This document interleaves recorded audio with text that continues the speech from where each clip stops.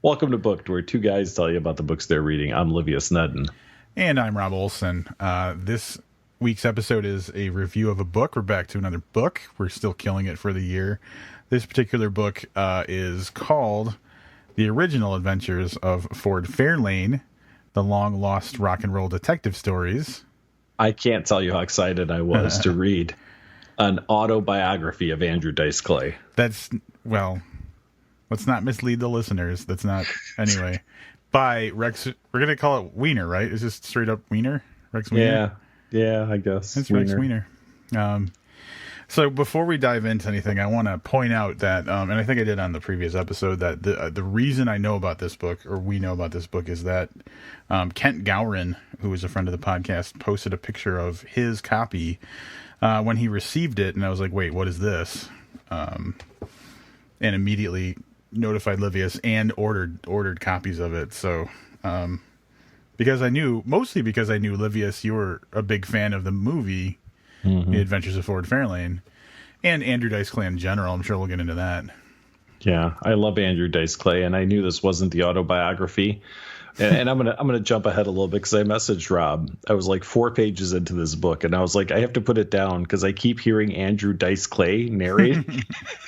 I was able to shake that off eventually, but there were times where it would like come back, and I'd have to like try to clear my head of the voice of Dice Clay, kind of doing funny. This shtick. There is an autobiography of, I don't know if you know this, of Andrew Dice Clay. Did you know that? Yeah, that's next week's episode, isn't it? It's called, do you know what it's called? No, I don't actually. It's called The Filthy Truth by Andrew Dice Clay with David Ritz. And it came out in 2016. We could have reviewed this new when it came out. We could have, and you know what? I don't know. Like, here, every time I find out more about my heroes, the more disappointed I am. Yeah. Like, I'd read that and probably find out that Dice isn't a chain-smoking, womanizing, dirty, filthy comic. You know, like a person, like in real life, that's probably like just a persona. And I'd just be disappointed. So I'm going to love him for who I believe him to be. So you're going to keep the myth alive or whatever. For sure. All right. You ready to hear about Rex Weiner? Rex Weiner. This is, after even some editing on Rob's part, this will probably be the longest bio we've read this year. Rex Weiner's career as an editor, writer, and publisher began with the underground press of the 1960s when he joined the staff of the East Village Other, helped manage the underground press syndicate, and was co-founder and publisher of the New York Ace. He is one of the founding editors of High Times magazine. He is the co-author with Deanne Stillman of the Woodstock Census Nationwide Survey of the 60s Generation, one of the key texts documenting the era. As a screenwriter, he was one of the first writers hired to launch the TV series Miami Vice. He wrote and was associate producer of Forgotten Prisoners, The Amnesty Files, one of TNT's first made-for-TV feature movies. The Adventures of Ford Fairlane, based on Weiner's original stories, was released in 1990 by 20th Century Fox, starring Andrew Dice Clay and directed by Rennie Harlan. The original stories have been published by Rare Bird Books. As a staff reporter and feature article writer at Variety from 1993 to 1997, Weiner covered international film, film finance, and entertainment technology. His column Lost and Found appeared weekly in the trade paper.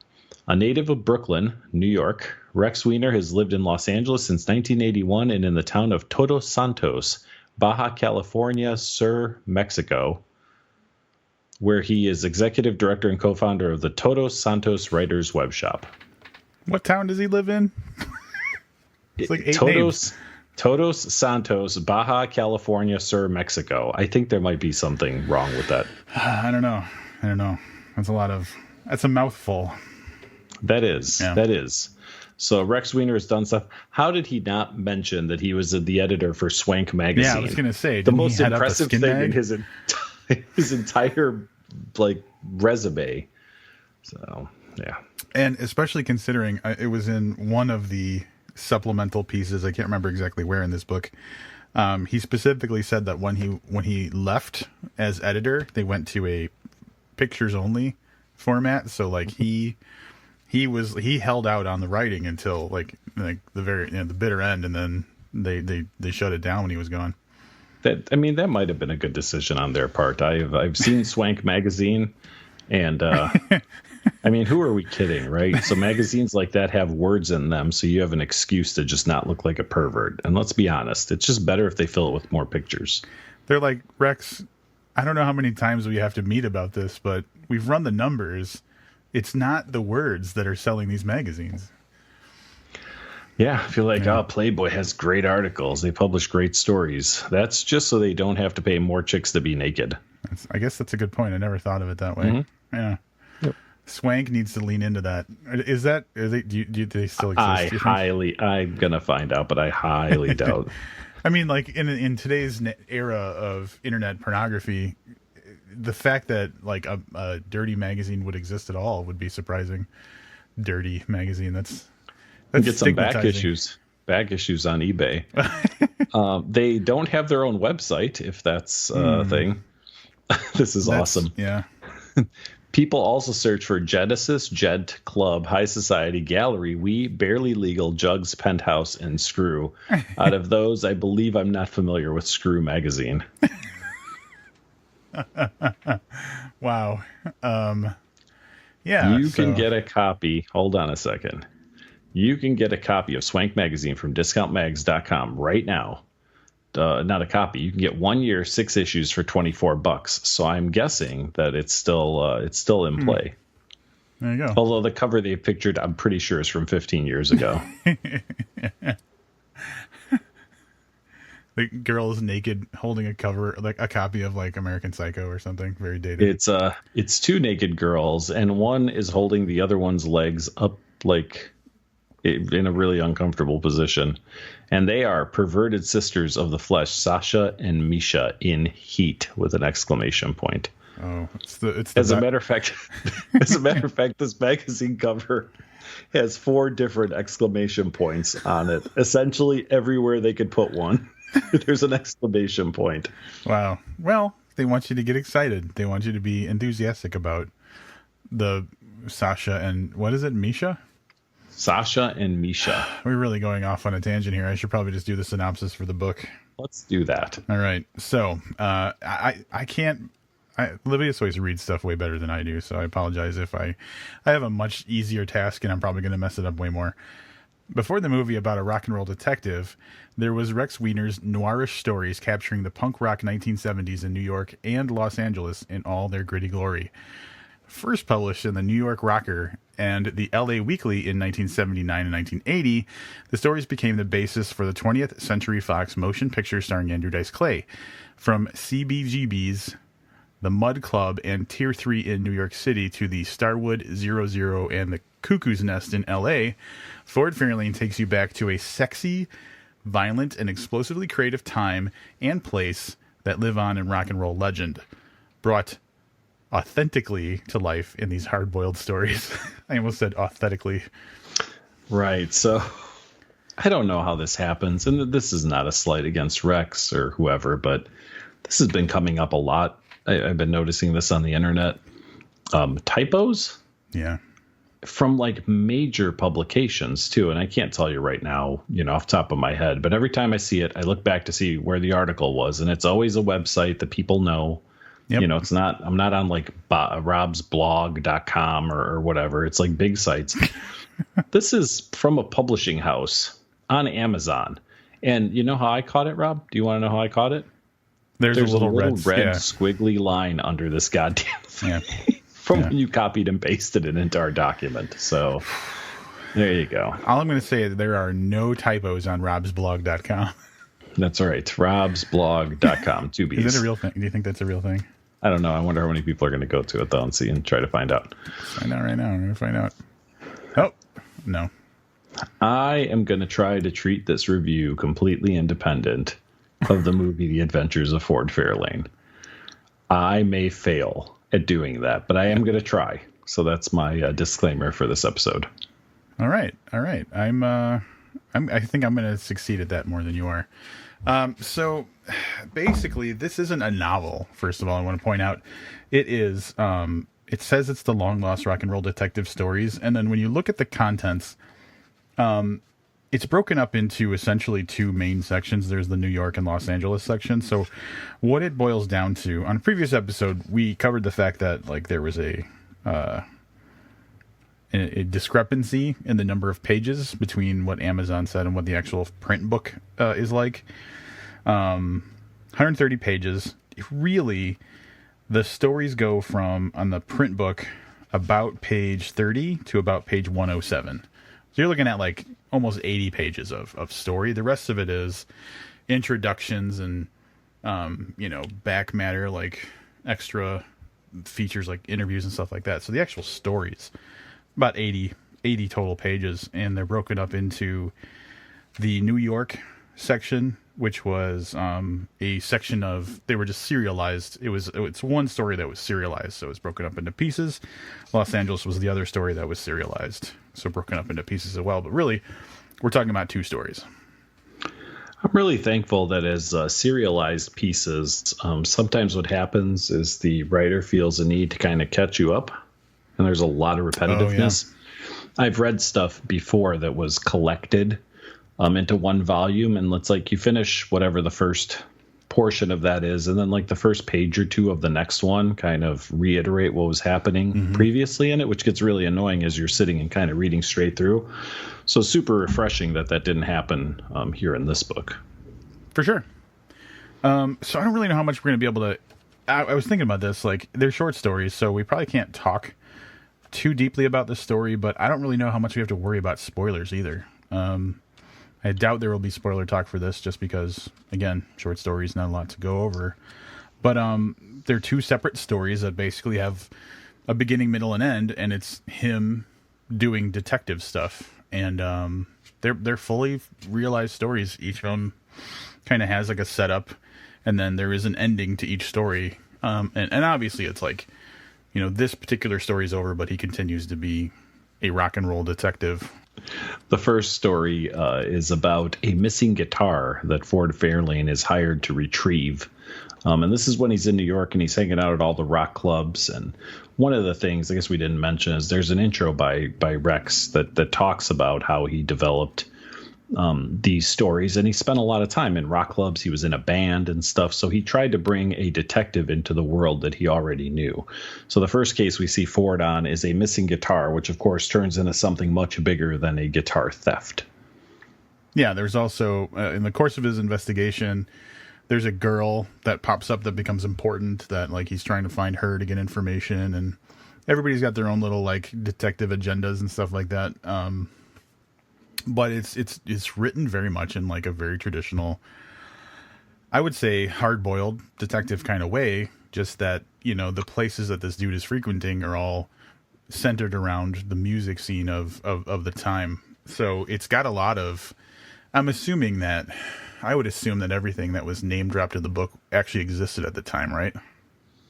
Correct, yes. I recognized enough of them to assume that the ones that I didn't recognize were also real people.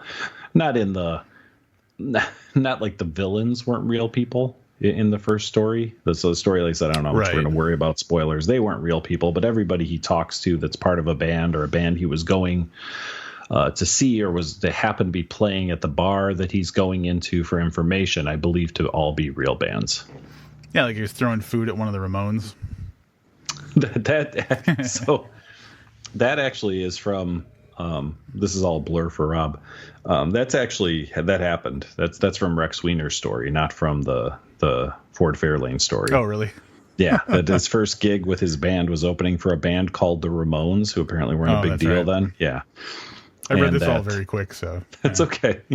It's an interesting story. I actually kind of highlighted that they were on a double bill with a band called the Ramones. They were a poor, broke little band, so they had instruments, but they didn't have any amps. So when they got there, the amps were already set up for the Ramones, so they decided to use them.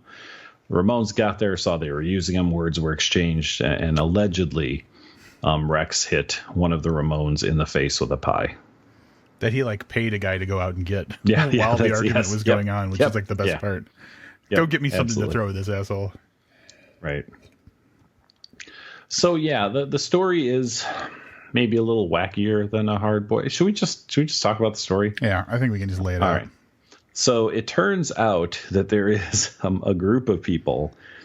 The guitar thing is a plot by people who are into electronic music to make rock and roll go away in New York. but it's a little darker than that. They believe that they have found this perfect sound, these 3 chords that will essentially, I don't know, kind of hypnotize people. Yeah. Is that the impression you got? Yeah. Yeah. They basically just wanted to like paralyze their audience with the sound. Yep. So essentially Ford goes from looking for a missing guitar to breaking up this evil plot to kill rock and roll in New York and take over the audiences, essentially. Which was pretty... All right, so, like, I got the feeling when this story resolved that I would have appreciated the ending of this story better if I knew more about music, because it seemed like the whole... they were calling it the Orpheus scale, which I looked up online, and there's nothing referencing that, so I'm assuming that was somewhat made up. Or at least not something that's relevant today. And I got the feeling that it was some reference to, like, the shift away from rock and roll was somehow a very negative thing, and it had to do with these 3 chords. And if I knew more about, like, how music was done, I would know more, like, what he was like. I feel like it was more of a precise reference to something that I don't understand. Like, maybe it was I don't know, when was this written? I can't remember. But anyway, do you get what I'm saying? Like, I feel like he was specifically shitting on a certain type of music, not just making up this minor. You know what I'm saying? Yeah. So I also looked up the Orpheus scale and did not find anything. But 3 chords, in my experience, typically refers to punk music. Okay. Essentially, every punk song was only played on 3 chords. Yeah. Okay.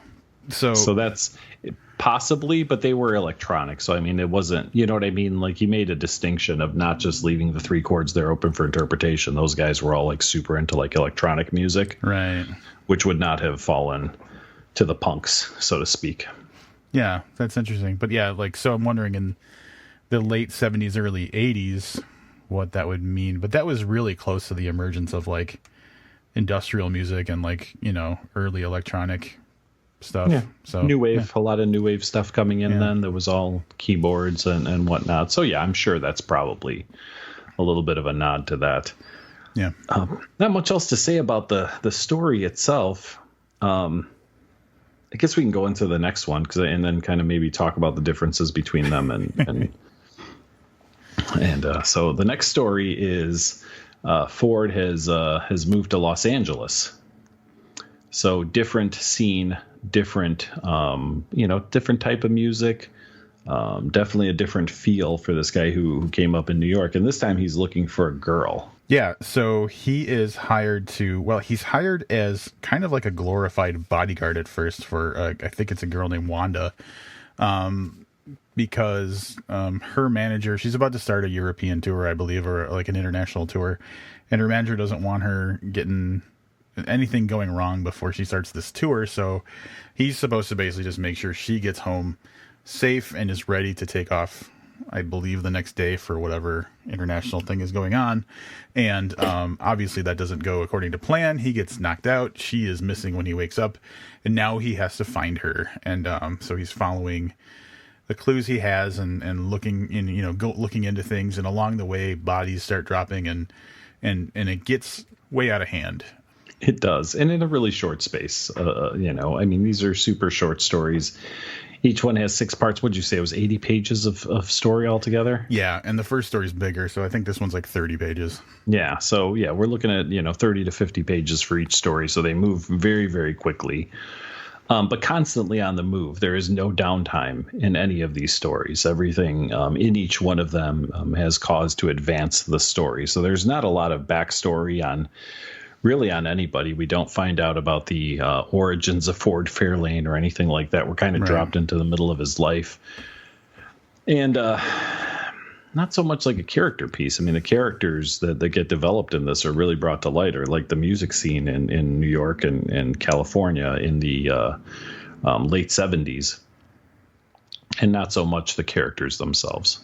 Yeah, I mean, really, and as I was reading this, it became very obvious that the character of Ford Fairlane and his weird detective stuff that he goes through is really just like a staging for what is basically commentary on the music scene in general. Like that's the good bits are when you're learning about, where people were and what people were doing and what clubs they went to and what was the cool place to go grab dinner or whatever. Like those types of things was really what were the shining moments of the stories. For sure. And I mean, I don't, again, this is going to be a weird book review because we're kind of doing two short stories, but I do have to say that I really, really liked his writing. His writing was, how do I say this? It was really endearing for stories that didn't really amount to a whole lot. I mean, the stories are a lot of fluff and they're kind of real wide exaggerations of a detective story, like the hard-boiled stories. And I'm not a hard-boiled expert by any means. But, you've got a group of Germans in the first one, right, who are trying to think they found the perfect chords and they're going to shut down rock and roll by stealing. And then enclosing every guitar, what was it, in some kind of like... plexiglass. Yeah, like, where you could never get the guitars back out, essentially. That kind of story to... the second one, which was probably a little more realistic, kind of a missing persons story. But really, how do I say this? His writing far exceeds the quality of the stories that he wrote. Yeah.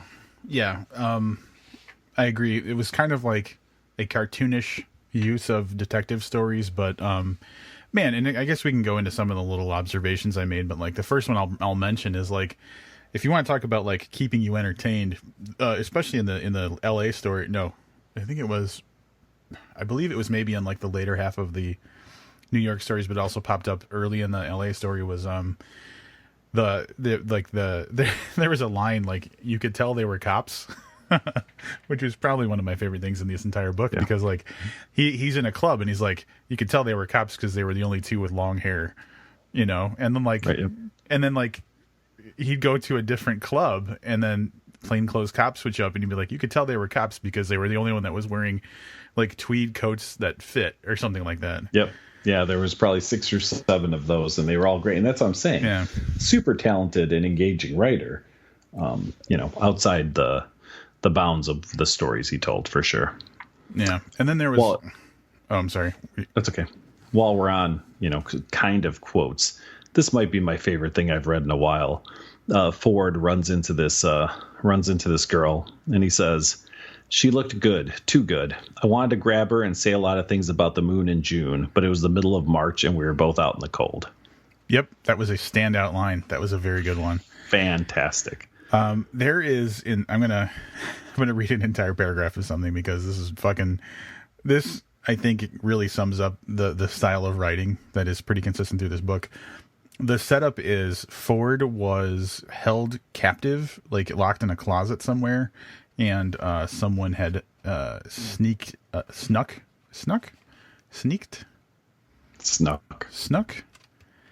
a knife so that he could kind of free himself from his bindings or whatever. Anyway, he's in the process of escaping, and this is so like that ends a chapter like kind of ambiguously, like we know that he's going to get out, and the next chapter opens up. 2 naked women stood in galvanized tubs of water playing the theme from Star Wars on saxophones, while a third woman dipped her bare feet in pots of paint and danced across a large canvas. A video crew recorded the performance on a state arts council grant, and 50 suckers who doled out $10 apiece for entry were watching.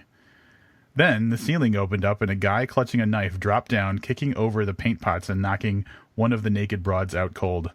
The audience clapped politely. And then the next paragraph starts, standing on the West Broadway sidewalk, dripping paint, I flagged a cab and headed uptown. So like, oh my God, the way that like, because like, imagine that's probably the break in the serialization. So like whoever got to that opening, paragraph probably read the other thing weeks ago or whatever, a month ago. And just like that carryover, the way he broached it in the new chapter was just fucking great, and it's very entertaining. I want to go with one more because this line just, I don't know, it just made me smile. And again, just indicative of his writing. So something's going on. They're in a bar and cops are there, and Ford decides to make a run for it, I think. But just as we hit the dance floor, Darby Crash, which Darby Crash is a band that's playing that night, unleashed a brilliant rendition of Beyond Help. The crowd contracted massive epilepsy. Yes. Oh, so good. So goddamn good. Yeah, that's basically how the whole thing's written. It's very entertaining, and it's like it's paced well, and like Livia said, something's always going on. Did you there's a character with a very serious lisp in the first story? Yeah. That's all written like phonetically. Phonetically, that's the word I was looking for. Did you find yourself trying to say the words? Because I found myself like whispering the words in their phonetic. No, I knew he was saying Sphinx though. Mm-hmm. But no, that was kind of funny. There was those. That was a good moment. I like that guy.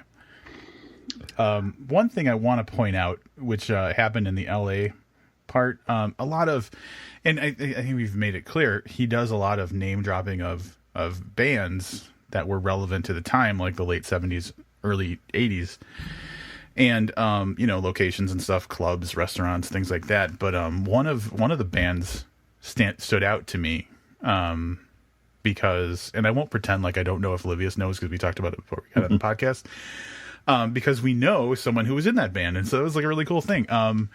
In a collection of punk bands from LA, or maybe the southern part of LA, I don't know exactly if it was very regionalized or not. He mentions the Urinals. Rob Roberge's band. Yeah. And from its time, which... In the time, yeah. Yeah, so I don't, how do I say this? I'm not familiar with the Urinals. Now I know who they are because of Rob Roberge. But, I mean, this lends a certain credence to their importance in the music industry when somebody from the music industry is writing stories and then name drops the band. And I believe, I may have this marked, I believe in the same sentence as bands like the Dead Kennedys. Yep. So, I mean, it's here it is. The Germs, Bags, Circle Jerks, Dead Kennedys, Urinals. I mean, that's some pretty crazy. That's some punk rock royalty right there. Yeah. So that was pretty wild. And that made me think we've been on this weird kick lately with music and writing that is absolutely not intentional. Because we've got this book, we've got the Residence book, we've got everything that we've read by Josh Mallerman. We got your Rob Roberge books. We've got a lot of music or musicians writing books. Sure. It's kind of strange. And neither one of us, I know we both like music, but I wouldn't say either one of us are into music. Right. Yeah, I know you listen to a lot of music. I listen to a lot of different music than what you listen to, but I don't think either one of us are really into it. But yeah, it seems to be popping up in our fiction quite a bit. Yeah. It's a weird theme that's happening right now. So I know that our next book will break that theme.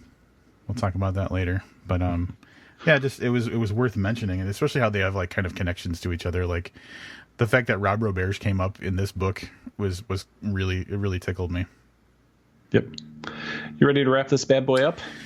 Yeah, I'll start out. I knew this book was going to be fun because first of all, I trust Kent Cameron's taste in things, and when it was big enough for him to post, I thought, all right, there's got to be something to this. And there's something about someone who takes their kind of, I don't want to say passion, but the industry they work in and fictionalizes it, that kind of throws away you questioning the authenticity of that part of the story. And it's just a matter of is this person also a good writer? And in this case, this person is absolutely a good writer and brings all of this cool information from their experience over the years with the industry that they work in, which is the music industry. So the book was just super entertaining, and it's super fast. It's 2 stories, like I said, 80 pages. And in addition to that, it does have probably 30 or so pages of different interviews in the back of it, which maybe we'll talk about a little bit as well. Interviews with people who had been publishers for the magazines that serialized the stories originally, but also then who in the movie industry made the film. So real good stories. The fiction was great, and the bonus content was cool to kind of contextualize what was going on when these stories came out, because obviously, I mean, if you think about it, these stories are a year younger than me. So obviously I have no like personal experience from that time to reference.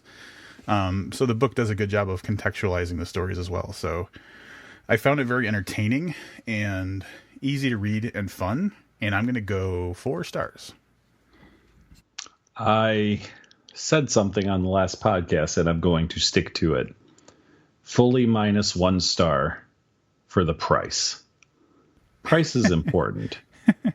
Rob, what'd you pay for the book? $16, $17? Yeah, $17. You got a nice book out of it? Yeah, it's a nice book. Yeah. I paid $14 for a Kindle version that's more than 10 cents per page. And mind you, with no interest in the interviews, like strictly for the story, sure. Right? So starting out at -1 star. Now I'll go on. I will mention the interviews a little bit. Here's what I found interesting about the interviews. You know, they had the right thing. The absolute right thing. They're like, you know who else we're going to talk to? The guy that like edited the magazine when this stuff got accepted 35, 40 years ago, yeah. Whatever the hell it is, right? And you could just tell those people had no recollection. Yeah, like it wasn't. Reading yeah. the interviews, like they talked about like their involvement with the magazine, what the scene was like at the time. And they're like, what did you think about this story? And they're like, it was a really long time ago. Story was okay. Like that was like, really the I don't feel think anybody that hated it. Oh, yeah, exactly. So that being said, I really, really enjoyed his writing style a lot. It was really nice to see where Ford Fairlane, I know people are going to roll their eyes. One of my favorite movies of all time. I was a big Dice Clay fan as a kid. I'm still a pretty big Dice Clay fan today. Seeing him in that movie, which we're going to talk about as well, was a lot of fun for me. And of course, when I found out there was an origin to it, I wanted to read it, and I was not disappointed in anything but this ridiculous price for the ebook. His writing style was more engaging, like I said, than it really had any right to be. Based on the types of stories we were getting in a serialized, weekly or monthly periodical. So when it's all said and done, super happy I got to read him. Really enjoyed his writing style. I'm a little sad that it doesn't seem he has anything else fiction out there, because I would read longer form Brex Weiner if it was, something that was, more what we would read and not an expose into hippies in the 60s at, whatever festival. So with the -1 star for the price, I'm going to give this also 4 stars. Wow. There you go. Cool. So, I guess you mentioned the interview stuff. We don't have to worry about doing that because you kind of took care of it. Mm-hmm. Do you want to just talk about the movie, The Adventures of Ford Fairlane? I watched The Adventures of Ford Fairlane earlier this week again. Yeah. This was probably the 25th, 30th time I'd seen this movie. So before we dive into talking about the movie itself, I guess, does he have screenplay credits in the version that actually made it? Because like you read in this book that he put out that he wrote over the years several screenplays for the movie in the course of it being optioned over and over again, but I don't remember if he has screenplay credits on the actual. I'm going to IMDb right now. I am trying to do the same. He has characters credits. He does not have screenplay credits. So Daniel Waters, James Capp, David Arnott are screenplay credits. So yeah, I first saw this movie in the movie theater because that's where I was at in my life. 1990. We know where you were. That's right, man. Lining up at midnight for the fucking first showing of. Yeah, it probably wasn't midnight. I'm sure it wasn't midnight. I said I wanted to treat the book differently than, completely separate from the movie. Because quite honestly, other than the name and the fact that there's some music involved, there's the music industry there's nothing to put these two together. Do you feel the same way? I was hoping you would feel that way. Yeah, nothing. It's definitely different. Like I can see how they basically took the general idea of a character named Ford Fairlane, who's a rock and roll detective, who it definitely has that aspect of like getting in over his head, but like, he always lands on his feet kind of, and he's too cool for everything. But there is a large Andrew Dice Clay footprint on like that idea. Oh, for sure. Far, far goofier in the movie than the character is on the page. Absolutely. So in name alone, name and industry alone is the only way I would call these two related. Yeah, I'm trying to think of something that would be similar to that, like where it was like inspired by instead of actually being an adaptation of something. I can't think of anything off the top of my head. Anne Rice's East of Eden. Oh, yeah, you were talking about that before. Yeah, which is a super serious book about an island, a sex island, essentially, that was made into a movie about a sex island in which they dropped Dan Aykroyd and what's her name?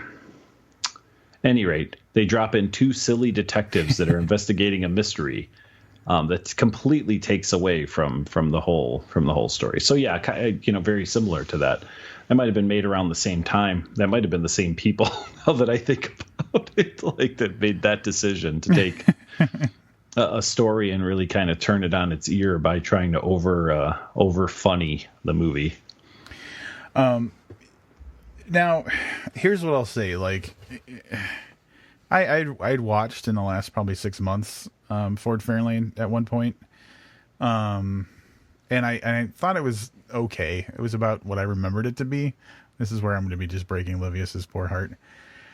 Having read the book and then watched the movie right after it, I was like, wow, this is awful. This is like, this is someone who just basically wanted to trot out some of their, stand-up routine, but like in a detective story. I don't know. Like it did not sit well with me after reading the book.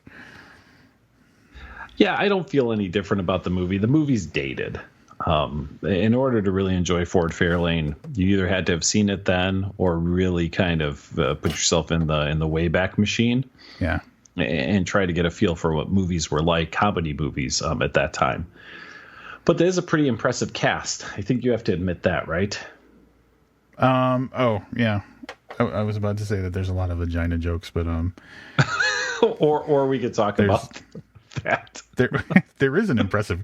It is an impressive cast. Like way more. So Wayne Newton. We were talking about this before. We couldn't remember who Wayne Newton was. Priscilla Presley is in it. Mm-hmm. Morris Day, who I'm aware was in the Time, right? The band. Oh my God, dude! Really? Have I not talked about this on the podcast? My personal relation to Morris Day. Wait, do you have a personal relation with Morris Day? Sort of. Now, I don't list this on my credits, but I did once dance on stage with Morris Day. Oh wait, I think we may have talked about this before. Yeah. Did you dance well? Yeah. You know what? I'll be honest. I think I was brought up there as the token white guy that people would make fun of. Yeah. So they can say go white boy. It didn't go down that way. Oh no. Because I do a killer bird. Shit. That's all I'm going to say. Morris Day fans will understand what I'm talking about. I don't know. This is going to go in a bad direction, I think. So at any rate, Morris Day stage dancer. That's what it should say in my IMDb bio one day. Yeah. You got to get one of those first. Couple of other, Gilbert Gottfried is in it. David Patrick Kelly, who he's the sleazy Sam guy. You know him from Twin Peaks. Oh, he was the stoner brother. Yeah. I was thinking in my head that he looked familiar, but I couldn't quite place him. But yeah, that's right. Twin Peaks. Robert Englund, better known as Freddy Krueger. Ed O'Neill, Vince Neil. There's a lot of people in this. Did you catch Carrie Werer's in it? I can't think of what her name is, and I've closed out the page, but the girl from Californication, Pamela Adlon. Is that it? Yeah. She's in it. I mean, yeah, there's just a lot of very recognizable people. Sheila E., the musician, is in it. It's a good, fun romp of a movie, completely unrelated to its source material. I mean, it has a lot of what's the word I'm looking for? Vagina jokes. Well, there's a lot of vagina jokes. Like, I was trying to remember the one that he said to the kid when the two girls are leaving his house that one morning. There was a total vagina joke there.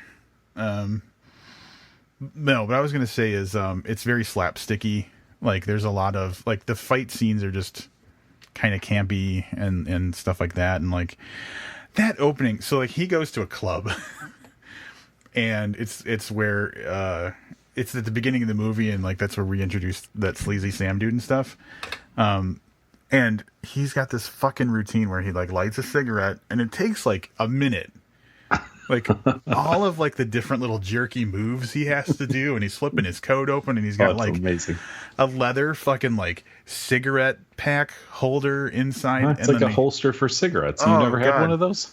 No. I mean, I never smoked, right. So. Oh, that's true. Yeah, that's a good point. And then he's got this other, like, little belt clip thing for his Zippo lighter. And then there's, like, this fucking, like, the only, like, in film, when they do like a shot of just your face, it's called coverage, right? Mm-hmm. I think so. There's like a coverage style shot of him holding the Zippo, so you can see the way he flips it open. Mm-hmm. Oh my God. It took like a minute for him to light a cigarette. And then immediately to be told to put the cigarette out, which he fakes doing. He pantomimes putting it out and then just goes right back to smoking it. But he's like jerking his arm around and stuff. It's just, oh my God. So that was the beginning of every Dice Clay stand-up ever. But he didn't do the around the head thing? No, that he didn't do. But no, every time he came out on stage, and that's when you said, like, that, you know, this was a vehicle for him to do some of his stand-up. I mean, that's really, yes, that's all very, very true. But like I said, if you ever catch any one of his specials, it's the exact same thing. Back when he could smoke in places, the old specials. Yeah, he'd walk out and it was essentially that, like you said, 90-second bit of him getting a cigarette lit and then launching into you know, some profane joke. Immediately something about sex with a woman, I'm sure. And I guess my objection to that, like the Dice Clay stand-up aspect of it, is that, like, it's far less clever than the comedy in the book. Like, you know what I'm saying? Yeah. Oh, yeah. Yeah. I mean, that's the whole thing. I don't think that most of Dice's stuff is very thoughtful. No, and it's not clever. No. It's just kind of like it's bawdy, I guess, is the best way I could describe it. Oh, so, I thought you were going to say amazing. Oh, no. Because that's how I feel about it's Dice. Body. Yeah, I know. So, all right. So since we're talking about the movie, can we talk about that fucking koala bear? Yeah. I don't remember in 1990 thinking that there was a weird animatronic koala bear in that movie. Yeah, and there definitely is. Yeah, there totally There really is. Eating cereal. Just hanging out on the couch eating cereal at one point. Yeah. Yep. I like that they fake the spoilers for anybody. I like that they faked the death of the koala bear. That was probably one of the more, like, funny parts of the story. That was funny. Yeah. Yeah. I mean, look, I can't tell you that it's... I can't recommend people go watch Fort Fairlane. I can't. But it holds a very special place in my heart. Now, this is the first time I've seen the whole thing in probably, I don't know, I guess 5 years maybe. I did watch about half of it. It was just on HBO one day. I was flipping channels, and I probably saw like the middle half of it, and then had to go or something. You know, I was just looking for something to kill some time. And but yeah, if it's on, I'm gonna watch it. That's quite literally how that, and like Die Hard. I feel the same way about that. If it's on, no matter what time of day it is, like I'm gonna watch that until either I fall asleep or like physically have to leave. Yeah. It's I mean, I didn't not like watching it. I feel like I would have liked it more had I not read the book. 5 stars. 5 stars from me. The going back to the book a little bit, every person that was interviewed yeah, none of them had actually seen the movie. Had never seen the movie. Yeah. But either they're just like, nope, never saw it, or like, no, but I heard it was okay, or something like that. Yeah. Where like, even the people who like were instrumental in like this story becoming a reality, never watched it. You've seen it 25 times more than the guy who fucking greenlit it for the to be a movie. No shit. Well, that's what I said, and I mean, I think back to it, like, I don't feel that these stories were very pivotal in any way, shape, or form. They were distributed, and again, I was just a little kid in those days. Right. I don't even know what kind of circulation these magazines had. So it's not like when you talk about like Charles Dickens being serialized, you know what I mean? Where essentially all of the UK was reading it, as it came out every week or every 2 weeks or however often it came out. It just seems like this had very little distribution. And as an editor for a magazine going back, 40 years, they probably published a lot of things. Yeah. And I don't know how much they remember. I mean, hell, you and I published a book just a few years ago, and there's sometimes where I got to scratch my head and try to remember what one of the stories was about. Sure. So, I mean, I don't fault them for that. I just felt like those interviews, like someone conducted the interviews, and then they should have been like, yeah, these guys don't know shit about this story. Maybe we'll just leave this out. Maybe we'll just make it 20 cents per page. Yeah, or ask more leading questions. Like, I mean, yeah. I don't know what to say. Like, as an interviewer, I'd be, well, you know what? There's two ways I would approach this. Just be like, I'm going to make this as awkward as fucking possible with these interviews with these people who didn't even think about this in the last 35 years.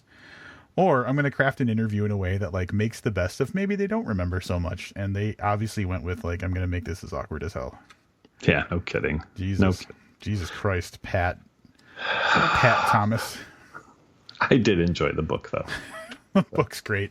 The movie's not bad. Like if all right, so the next time we go to a conference and you refuse to let us watch Scott Pilgrim again, if you threw on Ford Fairlane, I would totally watch it with you. Aw. Yeah. Now I'm going to a conference.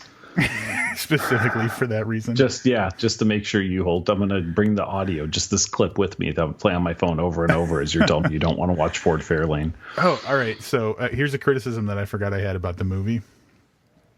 There's moments where he's doing narration and he goes into that kind of like bullshit thing he does like in his comedy and stuff, and I was like, why is this in the fucking narration? Come on. If you can't find that movie brilliant simply for Ed O'Neill's rendition of Booty Time, then I don't know how to help you. Just you're beyond help. All right. That was pretty fucking good, man. God damn it. Oh God.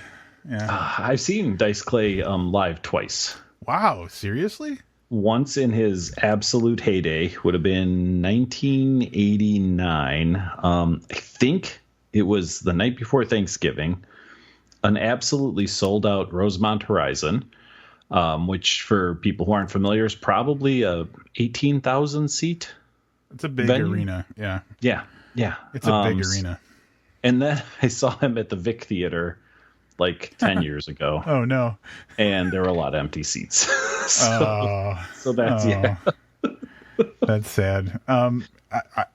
I just thought of something from the movie that I have to give credit to.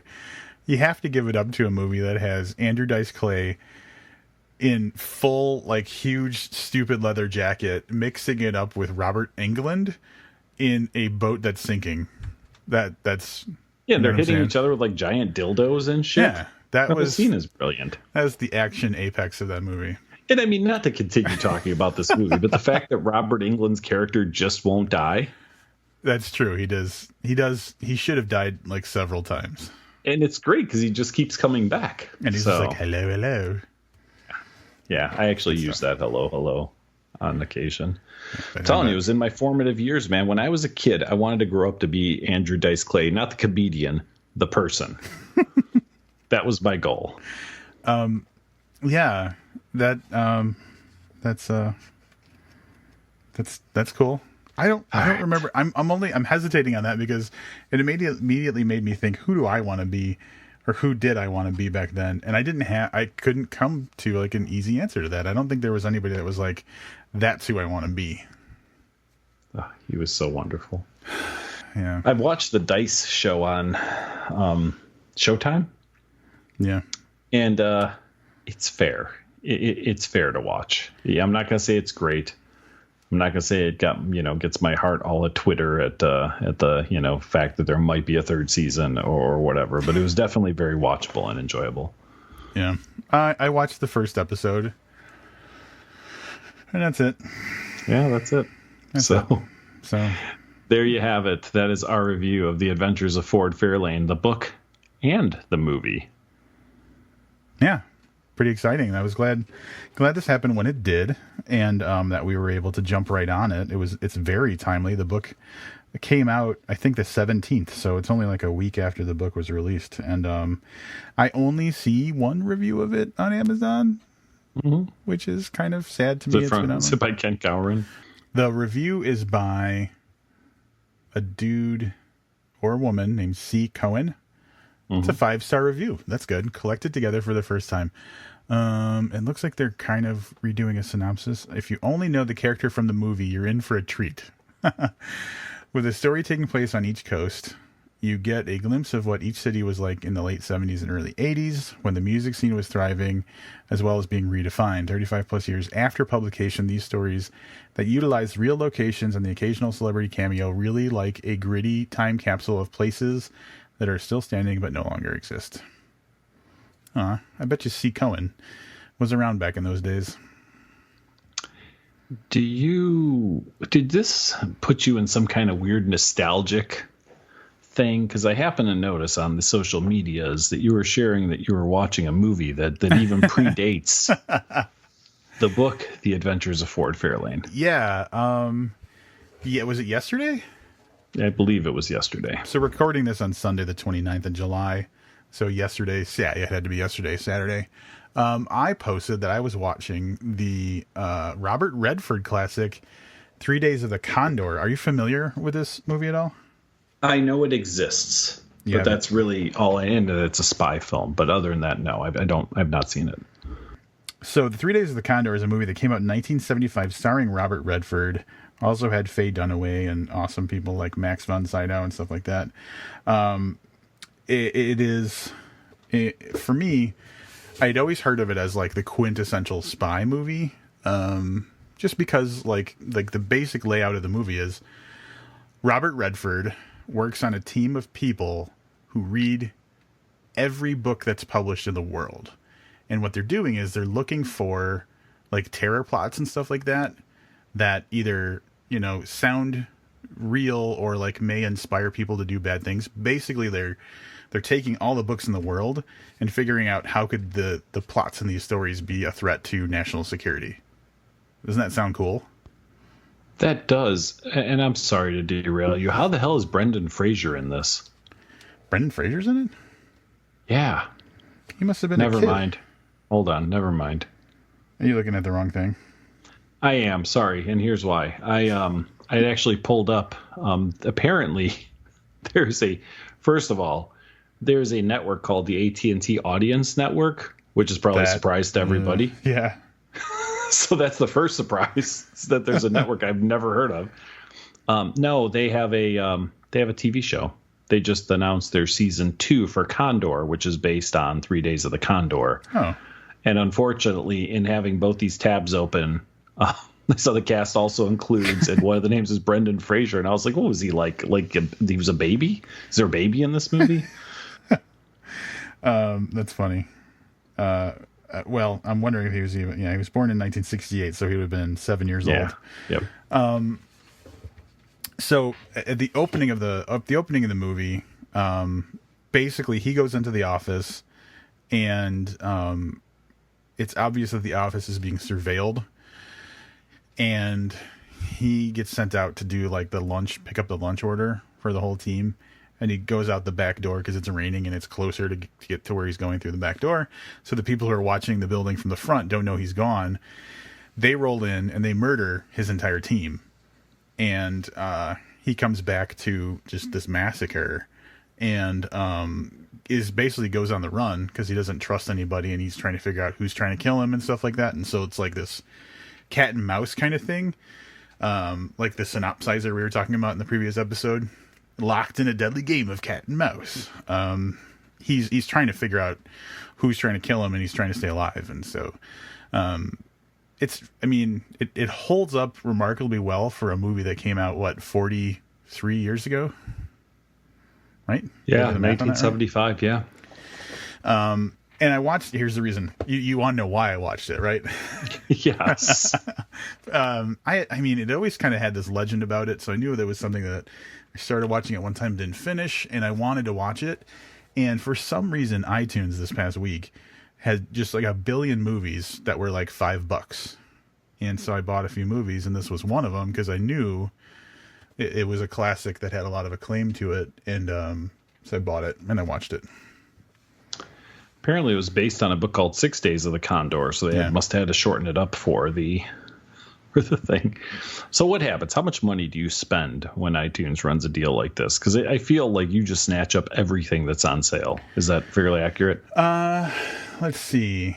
I'll try and remember the movies that I bought. I bought that, and I bought the Rian Johnson movie Brick. Do you ever see Brick? Such a good movie. Yeah. Bought Brick, and I bought The Lookout, which is another Joseph Gordon-Levitt movie from around that time. I don't know. I might have bought another one, but so it was like $20 I dropped probably, something like that. I just picture you spending like $200 every time there's like one of those sales. Well, the problem is I've got so many. I think I've got about 180, 190 movies on iTunes now. Holy shit. And it's just because I always buy them when they're $5. And this is over the course of like a decade. So I'm not spending a lot of money at any given time, but like I just now when they have these sales, usually I've already got them. So I don't spend as much money. You know what's interesting about that is, I still come from the generation like when VHS first came out. And that was the thing. Like everyone knew the guy that had like 400 VHS movies that he bought. And and this is no slight to you, but you say that it sounds so impressive. But like you scrolling through an iPad showing me would not be the same thing as walking in and seeing that many DVDs like categorized on a shelf. Yeah. You know what I mean? So I'm with you. Physical media sucks. That's my belief. Digital movies, digital books, digital music. I'm all for all of that. But when you amass a collection like that, like I don't even think about like how many digital books I own. It's hundreds and hundreds. Sure. But it's not impressive at all because there's nothing to actually show for it. So Wayne's World was the other movie I bought. So I did buy 4 movies. I bought those 4 movies. Wayne's World. I also watched Wayne's World too. I watched it as I bought it. Hey, Rian Johnson, that's the guy that just had the kind of lackluster Han Solo movie, right? Or am I getting that wrong? Did he do the Solo one? He did the he's The Last involved Jedi. in one of them. Oh, never mind. Okay, that one. Yeah. So yeah, that guy has come up in the world. I love Brick, and I'm just sad that Brick isn't based on a book that we can review. Yeah. Brick was a great fucking movie, and it's been so I probably haven't watched it since a couple of years after it came out, so I'm gonna have to rewatch it. But that was such a weird. It was weird, but it was real good. Yeah, I saw it a couple of years ago. I don't know if I happened across it. Maybe it was on Netflix or something. I was reminded just how brilliant that movie is. Yeah, and you saw Lookout, right? I did not. I don't even know what that is. When you said it, nothing came to mind.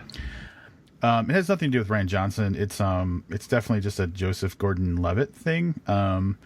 But it's a movie about, and it came out around not long after Brick, so within probably a few years of that. But he's this guy who, as a teenager, got in a car accident that kind of messed his brain up a little bit, and he's like working as like the janitor in a bank, and some people recruit him as the inside guy for a heist of that bank. And it's interesting because like he's supposed to be kind of on the slow side, like his brain just doesn't work properly from the car accident. So it's kind of he's the protagonist of the story. It's interesting. In order, how I find Joseph Gordon-Levitt movies. Brick, number 1. Yeah. 10 Things I Hate About You, number 2. Halloween H2O, number 3. And then I don't think about Joseph Levitt at all anymore after that. Wow. He's been in a lot of stuff though. He was in. Yeah, It's he nothing was that you care like about. Looper. Looper was okay. Like Looper was a really good movie. Looper was not a great time travel movie, and so it loses points for me on the time travel stuff. So right. yeah. He was also in Inception. Mm-hmm. So that doesn't. He was. Nothing there. All right. I wanted so badly to watch Comrade Detective. Do you know what Comrade Detective is? No. Comrade Detective is this super weird thing. I think it's on Amazon. It is it's supposed to be like an early 80s Cold War Romanian TV show about cops. But what we're seeing is like the first dubbed version of it. Uh-huh. And I tried to watch one episode and it's fucking unwatchable. Oh no. Oh yeah, it's unwatchable. Last year. Yeah, and it's Channing Tatum, Joseph Gordon-Levitt, and then like a bunch of actual like Romanian people. Wow. Yeah. Oh, he played Edward Snowden in the Snowden movie. Yeah, I didn't see that one. He also wrote Don John, where he's like this fucking straight up Guido who's obsessed with masturbating to porn, and he's banging Scarlett Johansson. Do you know anything about this? Oh, this is a legitimate movie? Jesus, I thought you were telling me the plot of something you found on Pornhub. I'll read you what it actually is described as. A New Jersey guy dedicated to his family, friends, and church develops unrealistic expectations from watching porn and works to find happiness and intimacy with his potential true love. So basically, like, it's this dude who just gets hung up on the fact that porn is way better than actually banging chicks, and it throws off his whole perception of what relationships should be like. It's pretty great. All right. You've just listened to an episode of Viewed. I saw that in theaters, by the way. Oh, my God. It was good. I did see two movies that I do want to, since we're on the movie kick. I watched The Greatest Showman. Why does this sound familiar? The one Wolverine is in. This is about like Walt Disney or something? Yeah, close. It's about P.T. Barnum, the circus guy. Close. Yeah. It's a musical. Wow. Okay. And it was much better. I enjoyed it a lot more than I thought. And by saying that, like, actually, I really enjoyed it. It was a surprise, surprisingly enjoyable. Then I watched Molly's Game. Oh yeah. Yeah, that wasn't as good as I hoped it would be. That's a great movie. What are you talking about? Really? Yeah, I don't know. It was awesome. I mean, it wasn't bad. I don't know. I expected to feel about it like I did about Rounders. And that's your problem. Yeah. Well, if you're going to have a poker movie, you have to know a poker movie exists before. That's great. So if you're going to do poker in a movie, you got to step it up and say, like, we've got to be at least as good as Rounders. But it's not a poker movie. What? It's not a poker movie. It's an awful lot of poker for a movie that's not a poker movie. It's a movie about, like, it's about a woman. Who does what? She runs a poker game, but she doesn't play poker. Thank you. You know what they should have done? They should have given that chick from Rounders that runs the poker games, they should have given her a movie instead. The Famke chick? What's her name? Yes. Yep. Famke Jenke? Is that? Johnson? Yeah, whatever. Yeah, whatever, yeah. No, it's not about... The movie is not about poker, though. It's about a woman who builds a business and, like, all the shit that goes down with it. Did you look into the real story of who some of those people that are portrayed were in real life? Yeah. I did not. Oh, you mean like the celebrities and stuff? Yeah. I don't remember. I feel like I read something about this, but go on. So, you know, the main poker player, the main like Hollywood star, the guy Michael who played Cera. in the Facebook movie. Yes, that guy. He's supposed to be Tobey Maguire. Yeah, that's right. That's who he's based on. And this is from testimony somebody else gave in that case. That's where some of this came out, that it's kind of easy to identify who some of those people are based on. Once you know who they are, it's easier to figure out who they were in the movie. Yeah, because he's supposed to be just like this real ruthless dick of a guy, right? I guess. That tracks with, oh man, we could just go down a rabbit hole. What was it I was reading about recently? This is so strange. Tobey Maguire was a part of a group of dudes who were just like the biggest douches. Like they were all celebrities and they all hung out together all the time. God damn it. We'll have to. Is it Matt Damon and? No. Well, no, because apparently Matt Damon and Ben Affleck also played those poker games. That's why I was wondering if maybe they all like hung around outside of that, poker game. I might have to put a bookmark in this and bring it back up because there was like a name for the group, and it was Tobey Maguire was one of them, but it was just like they were just like assholes to everybody and just acting like real rich, entitled, like snobbish people. So basically acting how I would act if I were rich. But like, shit, I really wish I remember, because it was built around like this one actor, and Tobey Maguire was part of the group, and I just don't remember who the other actors were. But I don't believe Matt Damon or Ben Affleck were part of it. Well, it's weird too, because what we forget is that they're all people, right? But then they're people that are thrown into what, to you and I are extraordinary circumstance. You mean becoming celebrities? Well, becoming really wealthy and celebrities. So it's kind of like you said, like you would be a dick if you had all that money. Yeah. I don't know if that's true or not, but like we really don't know because we don't live in that world. So I guess what I'm saying is that there are probably people in your personal life who are dicks and people who are really sweet and cool and whatever. And then it's those same people. It's just they have money. So then they're thrown into these circumstances where I think things might be magnified even more. So, in a scenario where it's people, you may find that like Adam, whose legs don't work, walk into a restaurant and pay everybody's bill because he's just like a super nice guy. Yep. But it would be magnified by the fact that he's a celebrity and a multimillionaire. Where I don't know what you would do, but you might be far more dickish than you are now because you can afford to be. I'd probably just become a recluse. But I figured out who I was talking about. It was Leonardo DiCaprio. Apparently, it was, and look this up if you have time. They were in a group of dudes called the Posse. Have you heard of this? I have not, but I am looking into it right now.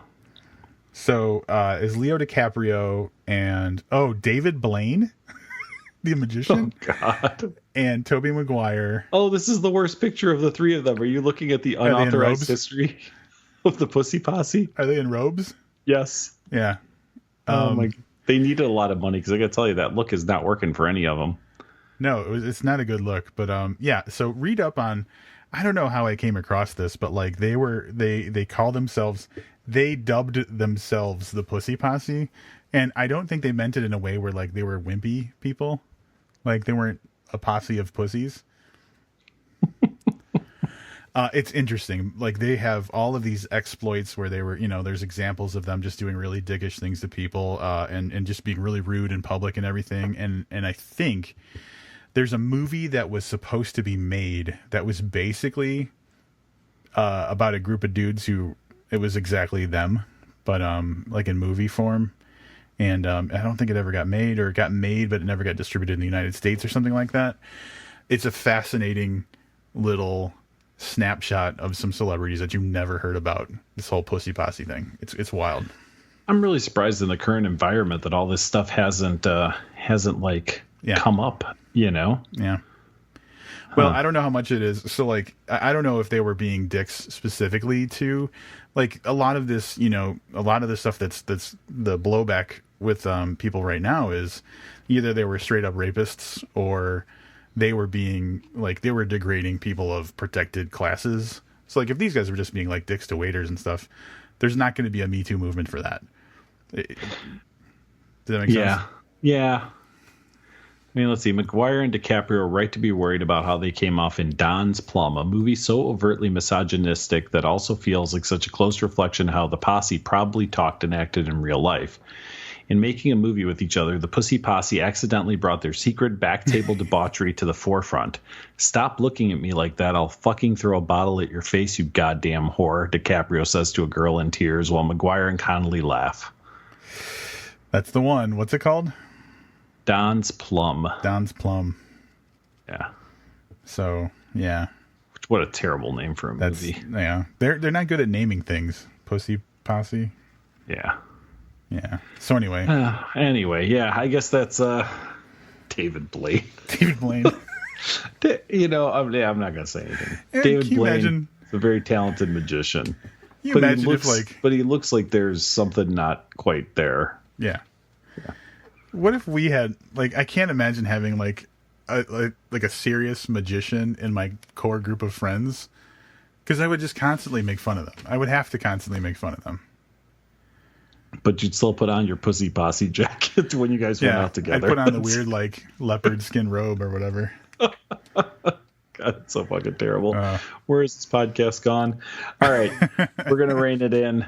We will be back next week with a book. Then there's going to be a little break from books as we have some traveling and stuff that's going on in the podcast. Not the podcast itself, but Rob will be out of town for a little bit, so you're going to probably get a couple of interludes or maybe an interview or something. But next, smoking hot, the #1 horror book on Amazon right now is a book called Baby Teeth by, God damn it, Zojia